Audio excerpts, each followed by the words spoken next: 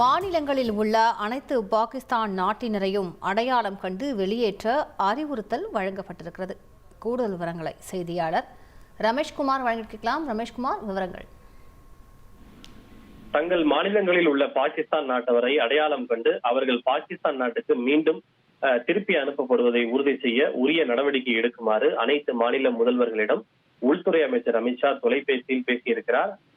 ஜம்மு காஷ்மீரில் பயங்கரவாதிகள் நடத்திய தாக்குதலை தொடர்ந்து பாகிஸ்தான் நாட்டவருக்கு விசா வழங்குவது உடனடியாக நிறுத்தப்படுகிறது எனவும், ஏற்கனவே விசா இந்தியாவிற்கு வந்திருக்கக்கூடிய பாகிஸ்தானியர்களுக்கு வழங்கப்பட்டுள்ள விசா 27ஆம் தேதி வரை மட்டுமே செல்லுபடியாகும் என்று மத்திய அரசு தெரிவித்திருக்கிறது.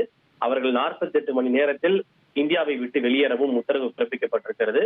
இந்த காலக்கெடு நாளை மறுநாளுடன் நிறைவடைய இருக்கின்ற சூழ்நிலையில்தான் அனைத்து மாநில முதல்வர்களும் உள்துறை அமைச்சர் அமித்ஷா தொலைபேசியில் பேசி உங்கள் மாநிலங்களில் இருக்கக்கூடிய பாகிஸ்தான் நாட்டவரை முறையாக அடையாளம் காண டிரைவ் ஒன்றை நடத்துமாறும், அதன் பிறகு அவர்கள் பத்திரமாக பாகிஸ்தானுக்கு செல்வதை உறுதி செய்ய உரிய நடவடிக்கைகளை எடுக்குமாறும் அவர் அனைத்து மாநில முதல்வர்களுக்கும் தொலைபேசியில் பேசி வேண்டுகோள் விடுத்திருக்கிறார்.